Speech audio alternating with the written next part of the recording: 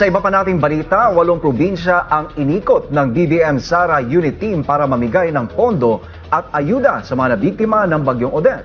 Si MJ Mondihar sa detalye ng balita live. MJ.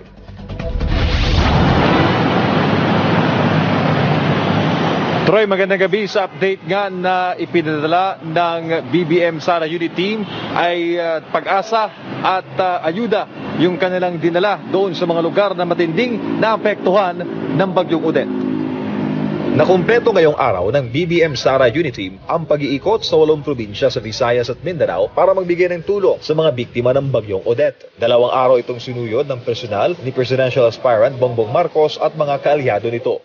Habang sa pangalawang araw naman sumama si VP Aspirant Mayor Sara Duterte Carpio para mamahagi ng tulong. Kanina, una nagtungo ang BBM Sara Unit Team sa Siargao Island na matinding tinamaan ng kalamidad. Kasama si House Majority Leader Martin Romualdez, nagkaloob ang unit team ng 2 million pesos na halaga ng financial assistance at 2,000 family food packs at bigas.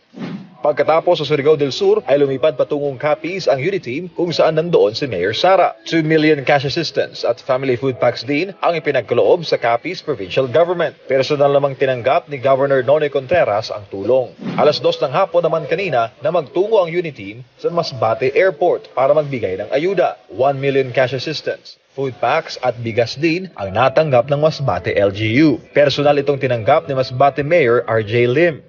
Nakita naman ulit si Mayor Sara at BBM sa Bacolod Silay Airport kung saan nagkaloob ng 2 million financial assistance sa mga biktima ng Bagyong Odette. Nagkaloob din sila ng food packs sa mga apektadong residente. Sa kabuuan, nasa 15 million ang cash assistance at 23.3 million na halaga ng relief items ang naipamahagi ng unit team sa loob ng 2 araw na humanitarian mission.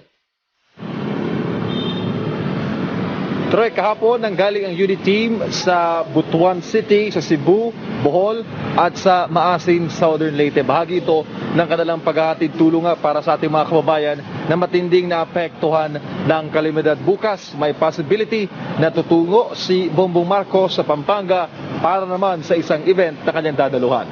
Troy? Maraming salamat.